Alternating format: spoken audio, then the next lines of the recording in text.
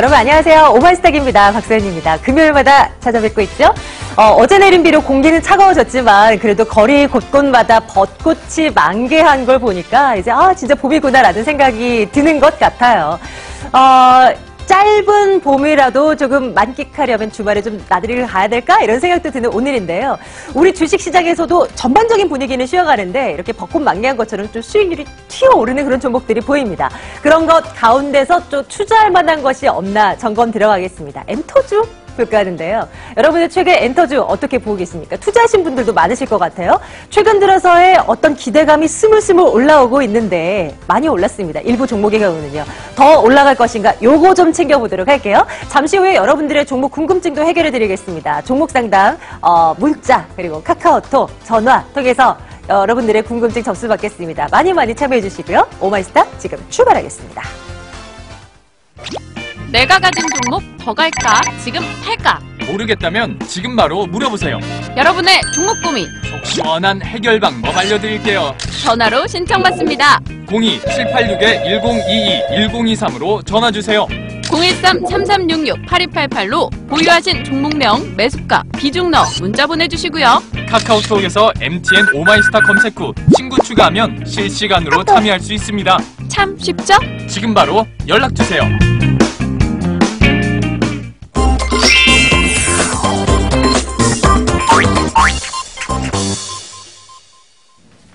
네, 본격적으로 종목 이야기 나눠보도록 하겠습니다. 이 두 분과 함께 말이죠. 한국투자증권 이프랜드웨어 박지영 차장, 메리츠증권증권 강남금융센터 정영훈 과장과 함께 하겠습니다. 두 분 어서 오세요.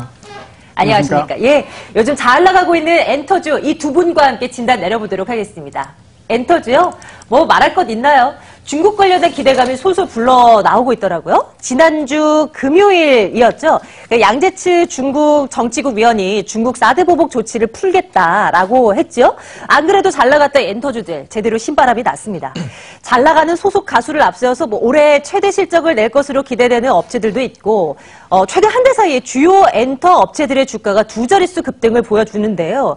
올해 주가를 살펴보니 JYP가 대장이고요. 약 60% 올해 들어서 올랐고 그 뒤가 SM 그리고 그 뒤가 YG엔터테인먼트는 상승 달력이 조금 부족해 보이긴 합니다만 뭐 그래도 일단 엔터주에 대한 전반적인 시각 챙기면서 뭐 개별 종목에 대한 얘기도 좀 나눠보도록 할게요. 자, 엔터주 두 분은 어떻게 생각하십니까? 지금 주가 천장입니까? 아니면 천장 뚫고 더 갑니까? 하나, 둘, 셋. 천장 뚫는다. 좋습니다. 박지훈 차장님 의견 먼저 주십시오. 네, 이제 사드 피해가 좀 많이 입었던 그런 업종인데요. 일례로 SM 같은 회사를 보면요. 2010년도에 중국 관련된 매출이 50억 정도였는데 2016년까지 350억으로 늘어났습니다. 5, 6년 만에 7배 늘어났거든요. 그런데 이제 사드 피해 때문에 역성장하기 시작을 했죠. 그런 부분들이 개선이 된다라고 한다면 실적이 매우 좋아질 가능성이 있고요. 여기다가 이제 최근에 IT가 중국의 OTT 업체죠. IT가 미국에서 상장을 하려고 IPO를 준비를 하고 있습니다. 그렇게 되면 컨텐츠의 가격이 계속 올라갈 수밖에 없어요. 왜냐하면 그런 업체들은 MAU를 높여야 IPO 할 때 돈을 많이 받거든요. MAU를 늘리는데 가장 좋은 게 한국의 드라마입니다. 한국의 컨텐츠가 중국에서 파급력이 굉장히 크기 때문에 얘들이 공모 가격을 많이 받게 하기 위해서는 한국의 컨텐츠를 물론 이제 정부에서 승인이 나야겠지만 그 수요가 굉장히 늘어날 겁니다. 그런 류에서 이제 사드가 사드에서 중국이 개방이 된다라고 한다면 굉장히 빠르게 실적이 개선될 수 있는 업체가 컨텐츠 업체다라고 볼 수 있을 것 같고요. 여기에 넷플릭스 같은 이런 업체들이요 아시아 쪽의 시장을 좀 뚫으려고 공략을 하고 있습니다. 최근에 스튜디오 드래곤이라든지 제이 콘텐트리 같은 업종들이 잘 나가는 이유 중에 하나가 이런 것들이거든요. 그래서 뭐 넷플릭스가 드라마도 직접 제작을 해요. 하우스 오브 카드 같은 건 뭐 100만 불씩 이렇게 드리는데 이렇게 되면 컨텐츠 업체의 수익성 그리고 뭐 컨텐츠의 가격 이런 거에 큰 변동을 줄 수 있다라고 보고 있기 때문에 제작 환경까지도 바꿀 수 있는 모멘텀들이 나오고 있다라는 측면에서 엔터주들 긍정적으로 보셔도 좋을 것 같습니다. 진짜 이제 포트에 하나쯤은 담아둬야 하나라는 생각을 해보게 되는 요즘인 것 같아요. 정영훈 과장님의 의견도 듣겠습니다. 천장 뚫는다 외쳐주셨는데 어떤 쪽을 주로 보시는 거예요? 네, 역시 뭐 가장 큰 모멘텀, 그러니까 주가 상승 모멘텀은 사실 지금 뭐 밸류에이션 측면에서 봤을 때는 지금 어떻게 보면 하이 밸류에이션 영역이기 때문에 지금 지금은 현재 시점에서 뭐 펀더멘탈을 가지고서 논할 수는 없는 부분이지 않나 그렇게 보고 있고요.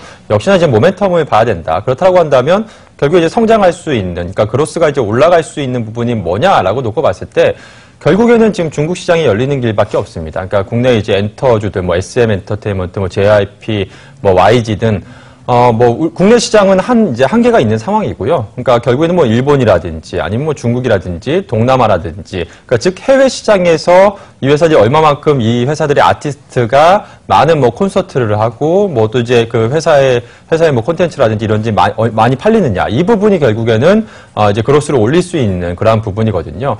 그렇다고 본다라고 한다면 결국에는 뭐 국내 대표적인 이제 뭐 엔터테인먼트 회사인 SM 엔터테인먼트 같은 경우에도 과거에 이제 주가가 굉장히 고공 상승하면서도 그만큼 이제 실적도 큰 폭으로 계속해서 퀀텀 점프를 했었죠. 그러한 이유가 과거에는 뭐 SM 같은 경우에는 또 일본 시장에서 뭐 보아라든지 뭐 동방신기라든지 일본 시장에서 굉장히 뭐 빅히트를 하면서 일본에서 뭐 아레나 공연을 하게 되면 뭐 엄청난 그러한 또 매출 수익을 또 거둬들였었거든요.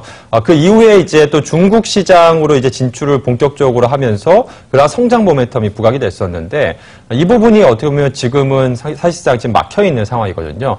근데 지금 잘 아시겠지만 이제 뭐 지난주에 그 양재치 위원이 빠른 시일 내에 이러한 문재인 대통령이 뭐 최근에 얘기했던 뭐 중국 단체 관광 얘기라든지 그런 한마디로 말해서 사드 보복을 좀 해소를 요청하는 그러한 발언을 했었는데 뭐 빠른 시일 내에 성과가 있을 것이다라는 그런 사실상 뭐 확답 같은 발언을 하면서 최근에 뭐 엔터주도 비롯해서 대중국 그 소비주들이 주가가 이제 상승세를 보였었거든요. 그런데 최근에 이제 주가가 좀 조정을 받고 있는 것은 아무래도 워낙에 가파르게 지금 최근에 그런 기대감에 이제 달려오다 보니까 좀 상승에 대한 피로감 누적 그리고 또 단기 차익 실효성 매물이 이제 출회가 되면서 최근에 이제 조정을 보인다라고 볼 수가 있겠고요.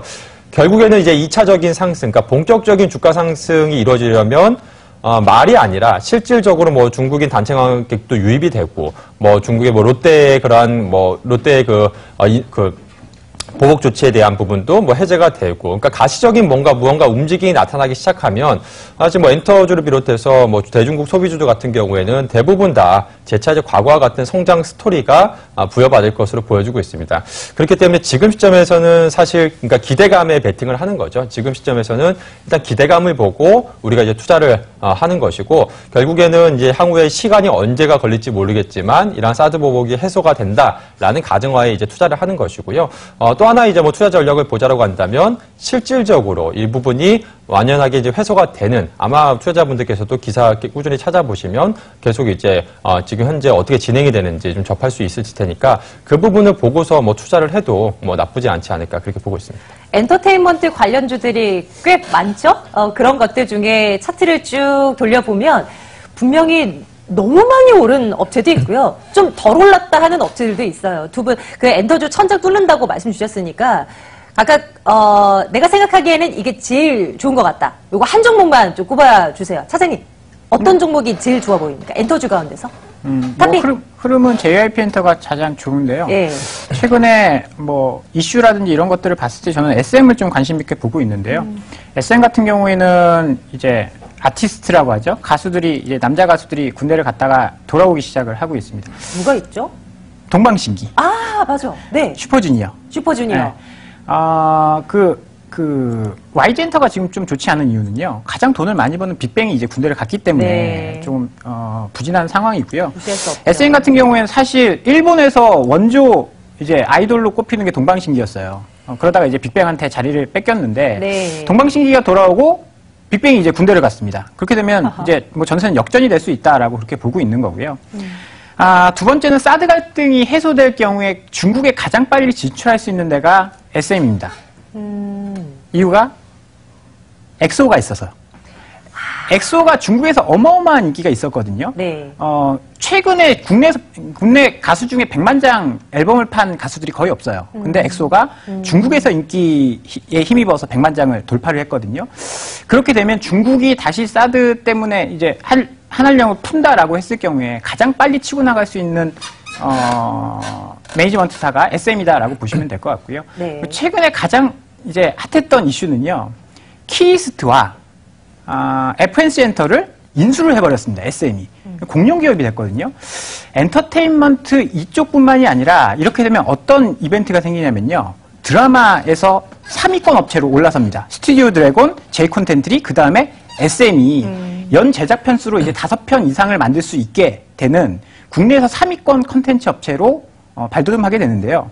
이게 어떤 이제 이슈가 있냐면요. 최근에 뭐 아까 넷플릭스 이야기도 했었고 아이치 이야기도 했지만 콘텐츠 가격이 올라간다라고 한다면 시너지도 날 수 있고요. 여기에 이제 가수들이 이제 아이돌 하다가 나이를 먹으면 그 연기 쪽으로 전향을 하게 됩니다. 그렇게 되면 사실 굉장히 많잖아요. 어떻게 되면 소녀시대가 돈을 잘 벌다가 이제 시간이 좀 지나면 돈을 못 벌 거 아니에요. 그런데 드라마나 연기를 하게 되면 다시 재활용이라는 표현이 좀 그런가요? 다시 뭐 새로운 인기를, 영역에서의 인기를 새로운 구축할 영역에서 수 인기를 끌 수 있습니다. 네. 그렇게 된다라고 한다면 시너지가 날 수 있다는 거죠. 드라마 제작에. 네. 이런 점들을 봤을 때 장기적인 관점에서는 SM 주목해 볼 필요가 있을 것 같습니다. 혹시 가격대도 좀 챙겨주실 수 있으십니까? 뭐 손절은 좀 짧게, 지금 뭐 이틀 정도 조정을 좀 크게 받았으니까 뭐 손절가는 한 4만 원 정도 짧게 잡고 목표가는 뭐 고점, 정고점이 한 5만 원 정도를 제시를 좀 해드리도록 하겠습니다. SM 박재현 차장님께서 보시는 엔터주 중에 탑픽이고 정영훈 과장께서도 그러실까요? 아니면 다른 쪽으로 좀 눈여겨 봐십니까? 저도 역시 뭐 엔터주 가운데서는 SM 뭐 주목을 해야 될 것 같고요. 그리고 뭐 YG 같은 경우에는 사실 뭐 지금 특별하게 호재가 없는 상황이거든요. 그렇죠. 이슈가 별로 없어요. 예, 그리고 사실상 지금 YG의 거의 뭐 대부분의 절반 이상의 수익을 차지했던 이 빅뱅이 이제 군대를 뭐 입대하게 되면 사실 뭐 이 공백을 메울 만한 아직 가수들이 그러한 대형 가수가 지금 나오지 않고 있는 상황이어서 좀 어려운 시간이 오래 걸리지 않을까 그렇게 보고 있습니다. 그래서 뭐 SM 같은 경우에는 사실 뭐 지금 특별한 그런 성장 뭐 모멘텀이다 이러한 부분은 없지만 최근에 뭐 키이스트 인수라든지 이러한 덩치가 좀 커지면서 향후에 뭔가 확장력이 생겼다는 부분 이러한 부분에서 뭐 기대해 볼 수 있는 부분이 있지 않나 그렇게 보고 있고요. 저는 탑픽으로 보고 있는 게 역시 그래도 뭐 JYP 엔터테인먼트를 지금 현재 시점에서는 가장 탑픽으로 봐야 되지 않을까 싶습니다. 뭐 그러한 이유가 사실 뭐 숫자로 좀 나타나고 있죠. 그러니까 주가 흐름을 보더라도 JYP 엔터테인먼트 뭐 지난해부터 정말 조정도 없이 지금 거침없이 지금 상승을 하고 있는 상황인데 물론 이제 밸류에이션은 굉장히 좀 부담스러운 영역에 들어온 건 사실입니다. 그렇지만 역시 지금 이러한 지금 주가 상승 랠리가 이어지고 있는 것은 기타 타 엔터테인먼트 업체들과 차별화되는 이제 실적이 나오고 있거든요. 예를 들면 뭐 SM 엔터테인먼트 같은 경우에는 최근에 이제 지난 16년 대비해서 작년에 이제 실적이 거의 한 절반 가까이, 거의 뭐 반토막 가까이 실적이 급격하게 역성장을 기록을 했고요. 그 YG 엔터테인먼트도 한 20% 정도 역성장을 했습니다. 근데 반면에 그 와중에 독보적으로 이제 치고 나가는 회사가 바로 이제 JYP인데 이 JYP가 작년에 한 40% 이상 실적 성장을 했거든요. 지금 향후에도 한 40% 이상 이런 고성장세가 지금 유지가 될 것으로 보여주고 있습니다. 지금 뭐 2020년까지도 사상 최대 실적이 계속해서 경신할 것이다라는 얘기가 나오고 있는 상황인데요. 그러한 이유가 역시 지금 이러한 JYP의 지금 고성장을 이끌고 있는 바로 이제 아티스트가 이제 트와이스라고 할 수가 있겠죠. 지금 트와이스가 지금 뭐 국내를 넘어서 이제 뭐 일본 시장에서도 과거의 그러한 뭐 보아 뭐 동방신기급의 거의 뭐 인기를 누리면서 지금은 아레나 투어까지 지금 하는 단계까지 와 있는 상황이거든요. 그렇다고 본다면 이제 이러한 지금 고성장세 한 40%대의 고성장세가 당분간 이어질 수밖에 없다라고 본다라고 한다면 지금 주가 측면에서 봤을 때도 이러한 지금 고밸류에이션이 지속될 가능성 뭐 이러한 부분도 열어놔야 되지 않을까. 여기에 또 추가적인 플러스 알파 요인으로 중국 시장까지 JYP가 또 열린다라고 한다면 여기에 또 플러스 알파 요인까지 작용해서 또 성장성 프리미엄까지 또 부여받을 수 있거든요. 그렇다라고 봤을 때 저는 뭐 역시나 뭐 엔터테인먼트, 뭐 SM, JYP 둘 다 이제 달리는 말이라고 한다면 그 중에서도 좀 더 강한 뭐 JYP 쪽으로 올라타야 되지 않을까 그렇게 보고 있습니다. 좋습니다. 트와이스 4월 9일에 다음 주 월요일에 미니 앨범 공개한다고 하더라고요. 주가에도 반영이 될까 한번 지켜보도록 할게요. 사실 뭐 사드 보복 이제 해제 뭐 이런 얘기가 나온 이후에 엔터주 말고도 중국 관련 소비주들이 들썩들썩거립니다. 파트는 굉장히 다양해요. 그 가운데서 우리가 눈여겨볼 만한 업종 그리고 그 가운데서도 종목이 있을 텐데 하나씩 두 분께 좀 챙겨보도록 하겠습니다. 두 분 동시에 좀 말씀 주세요.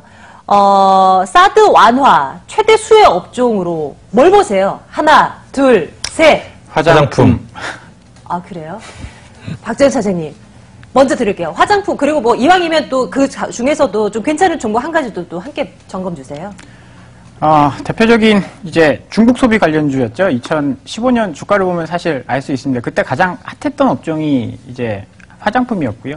물론 이제 면세 이쪽도 있긴 하지만 화장품을 조금 더 주목을 해서 보는 게요. 사드 피해 때문에 실적의 하락폭이 조금 더 굉장히 컸습니다. 그랬죠. 그리고 네. 이제 호텔 이제 면세업 이런 가정 같은 경우에는요. 경쟁이 좀 더 심해졌어요. 시내 면세점도 이제 많이 이제 허가를 내줬고 그런 상황이기 때문에 뭐 면세 이런 쪽은 사실 새롭게 올라오는 신세계 정도가 조금 괜찮아 보이고 그거 외에는 이제 화장품이 좋아 보입니다.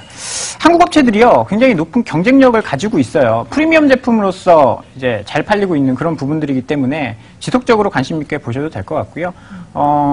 관심을 갖고 있는 이제 업체는요. 아무래도 대장주인 아모레퍼시픽을 좀 관심을 갖고 보셔야 할 것 같습니다. 네. 이제 사드 관련돼서 한알력이 풀리는 그런 시점이기 때문에 일단은 대장주에 포커스를 두고 본격적으로 뭐 그런 시장이 열린다라고 한다면 뭐 제이준이라든지 이차한불이라든지 이런 쪽으로 옮겨 타서도 될 것 같고요. 그게 아니면 이제 시작하는 측면에서는 대장주를 보셔야 된다라고 말씀 좀 드리고 싶고요. 아모레퍼시픽 관심 갖고 있는 이유는요. 실적이 안 좋아졌습니다. 그게 어떻게 보면 기저효과로 작용을 할 거예요. 1분기에는 영업이익이 한 30% 정도 적게 나올 거거든요.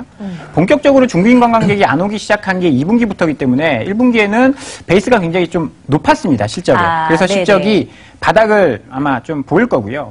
아모레퍼시픽이 정말 대단하다라고 하는 게 우리 지금 돈 안 벌어도 돼 라고 하면서 9월부터 면세점 판매 한도를 줄여버렸습니다. 이게 무슨 뜻이냐면요. 중국인들이 못 오니까 보따리상들이 면세점에서 대거 사가지고 이제 중국에서 팔기 시작했는데 그렇게 되면 실적은 좋아질지 모르겠지만 브랜드의 가치는 좀 떨어질 수 있거든요. 정식 매장에서 파는 게 아니고 보따리상이 가져가서 그냥 우후죽순 파니까 네. 그런 부분들을 막기 위해서 9월부터 구매 제한을 시행을 했습니다. 실적 안 나와도 된다는 거죠. 브랜드 가치 지키겠다라는 거죠. 그런 부분들이 있었기 때문에 사실 LG생활건강 같은 둘 다 대표주잖아요. LG생활건강에 비해서 실적이 조금 더 안 좋게 나왔습니다. 그리고 서로 또 비교할 수 없는 게 LG생활건강 같은 경우에 뭐 음료 사업이라든지 이제 생활용품 이런 것들이 있었기 때문에 예. 실적이 그렇게 많이 안 좋아지진 않았어요. 그런데 뭐 아모레퍼시픽은 실적이 굉장히 많이 줄었거든요. 그러면 만약에 정상화돼서 판매가 올라갔다라고 했을 경우에는 실적 좋아지는 효과가 LG생활건강보다는 눈에 띄게 좋아질 수 있다라는 측면이 긍정적이고요. 중국의 현지 구조조정 계속 하고 있습니다. 장사가 잘 되는 설화수, 인디스프리, 에뛰드 이런 데는요 매장을 늘리고요. 장사가 안 되는 마몽드 같은 경우에는 올해 한 100개 정도 철수를 할 계획이다라고 하네요. 뭐 여기다가 한알령이 풀리면 헤라 같은 이런 브랜드들은 마케팅을 공격적으로 하겠다라고 지금 준비를 하고 있기 때문에요. 네. 중국에 대한 기대감이 굉장히 커질 수 있습니다. 중국 소비 테마주로 본다면 대장주이기 때문에 대장주에 조금 더 집중해서 보실 필요가 있다라고 말씀을 좀 드려보겠습니다. 아모레퍼시픽. 예. 정영훈 과장님께서도 화장품 외쳐주셨잖아요.